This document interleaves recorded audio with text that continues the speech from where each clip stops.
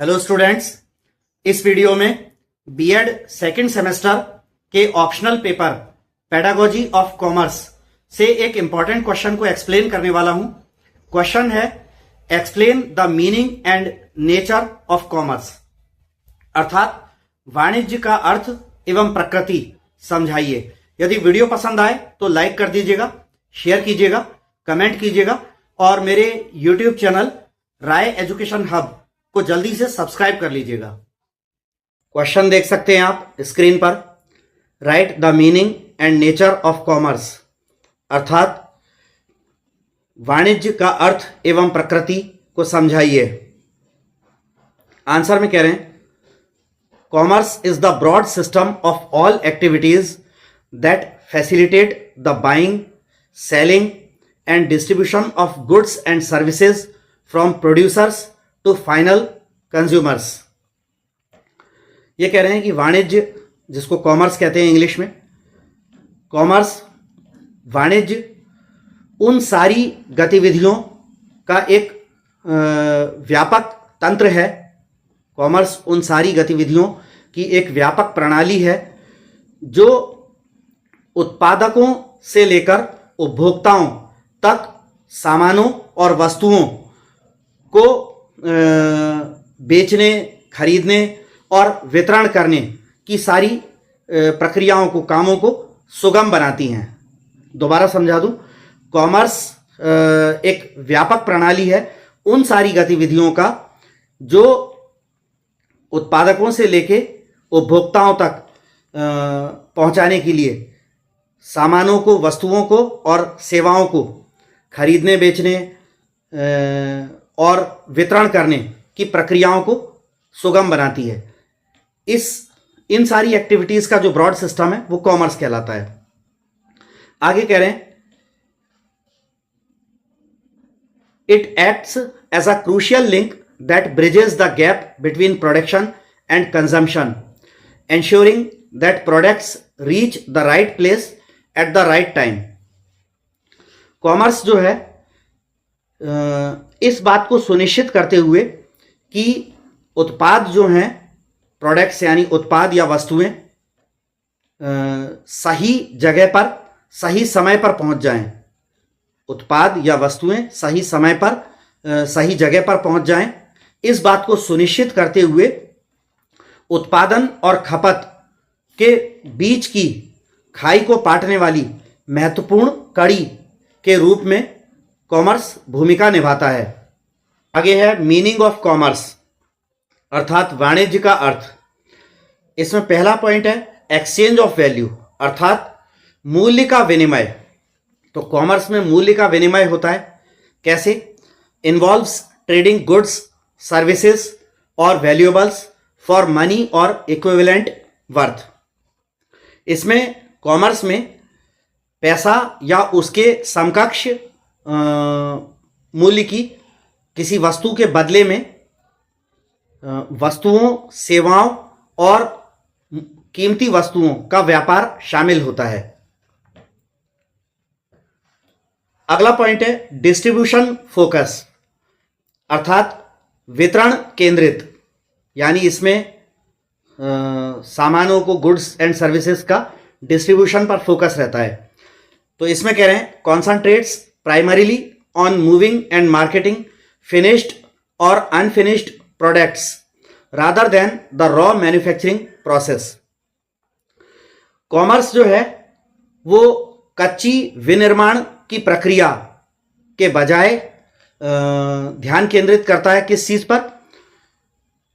निर्मित अथवा अर्धनिर्मित जो वस्तुएं हैं उनके हस्तांतरण पर और विपणन पर। तो दोबारा बता दूं, कॉमर्स मुख्य रूप से ध्यान केंद्रित करता है तैयार या अर्ध तैयार वस्तुओं के स्थानांतरण और विपणन पर ध्यान केंद्रित करता है, बजाय इसके कि वो ध्यान केंद्रित करे कच्चे विनिर्माण प्रक्रिया पर।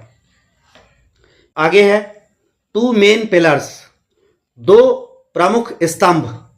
कॉमर्स के क्या दो प्रमुख स्तंभ होते हैं? इसमें कह रहे हैं comprises trade, the actual buying and selling and aids to trade, support services like banking and transport. तो कॉमर्स में शामिल होता है व्यापार, जिसका अर्थ ब्रैकेट में लिखा है वास्तविक खरीद और बिक्री, और व्यापार के सहायक एड्स टू ट्रेड, व्यापार शामिल होता है जिसमें है एक्चुअल बाइंग एंड सेलिंग, वास्तविक खरीद और बिक्री, और दूसरा क्या शामिल होता है, एड्स टू ट्रेड, व्यापार के सहायक, जिसमें support services like banking and transport, जिसमें सपोर्ट सर्विसेज आती हैं जैसे कि बैंकिंग हुआ और ट्रांसपोर्ट हुआ, माल को एक जगह से दूसरी जगह पहुंचाना। ये इसके बाद आता है नेचर ऑफ कॉमर्स, कॉमर्स की प्रकृति। तो इसमें कॉमर्स की प्रकृति क्या होती है, उसका स्वभाव या प्रकृति। पहला होता है इकोनॉमिक एक्टिविटी, मतलब आर्थिक गतिविधि। तो व्यापार वाणिज्य है तो उसमें आर्थिक गतिविधि तो होगी, धन कमाना का उद्देश्य, ये चीज़ें तो होगा ही। तो इकोनॉमिक एक्टिविटी मतलब आर्थिक गतिविधि, इसमें कह रहे हैं undertaken strictly with the core motive of earning profit and financial gain, मुनाफा और वित्तीय लाभ कमाने के प्रमुख उद्देश्य के साथ सख्ती से कॉमर्स को किया जाता है।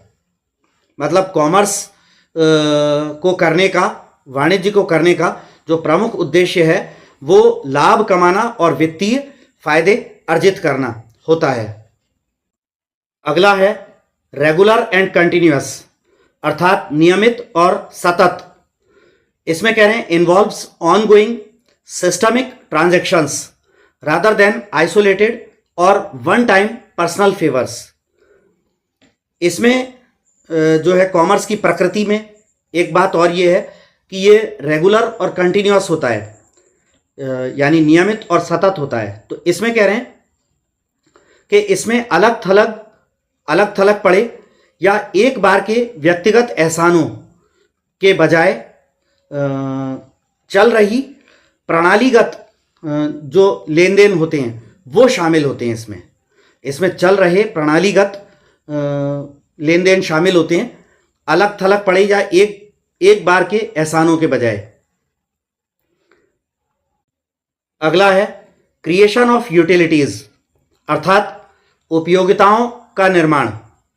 इसमें कह रहे हैं builds place utility, moving goods to markets and time utility, storing goods until needed. तो इसमें क्रिएशन ऑफ यूटिलिटीज में मतलब उपयोगिताओं का निर्माण में क्या होता है कि कॉमर्स की ये प्रकृति है कि वो स्थान उपयोगिता अर्थात वस्तुओं को बाजारों तक पहुंचाना, और समय उपयोगिता अर्थात वस्तुओं को, माल को तब तक स्टोर करना जब तक जरूरत ना हो तब तक। तो ऐसी स्थान उपयोगिता और समय उपयोगिता का निर्माण भी करता है। अगला लास्ट आ रहा है डायनेमिक एंड यूनिवर्सल, अर्थात गतिशील और सार्वभौमिक। तो कॉमर्स की एक प्रकृति ये भी है कि ये डायनेमिक होता है और यूनिवर्सल होता है, गतिशील और वैश्विक या सार्वभौमिक होता है। इसमें कह रहे हैं evolves constantly through technological shifts, expanding from local marketplaces to global digital networks। तो ये जो है कॉमर्स जो है इसकी प्रकृति एक ये भी है, इसका स्वभाव एक ये भी है कि ये लगातार तकनीकी बदलावों के माध्यम से, तकनीकी परिवर्तनों, तकनीकी बदलावों के माध्यम से ये लगातार विकसित होता रहता है। Expanding from local market places to global digital networks, और स्थानीय बाजारों से वैश्विक डिजिटल नेटवर्क्स तक ये विस्तार करता है। तो यहाँ पर आकर कॉमर्स की प्रकृति या स्वभाव यानी नेचर ऑफ कॉमर्स भी कंप्लीट हुआ। तो ये क्वेश्चन यहाँ पर पूरा होता है, explain the meaning and nature of commerce, अर्थात कॉमर्स का अर्थ और प्रकृति को समझाइए। आई होप कि आपको ये वीडियो पसंद आया होगा और समझ में आया होगा। अब आपसे विदा लेता हूँ अगले वीडियो तक के लिए।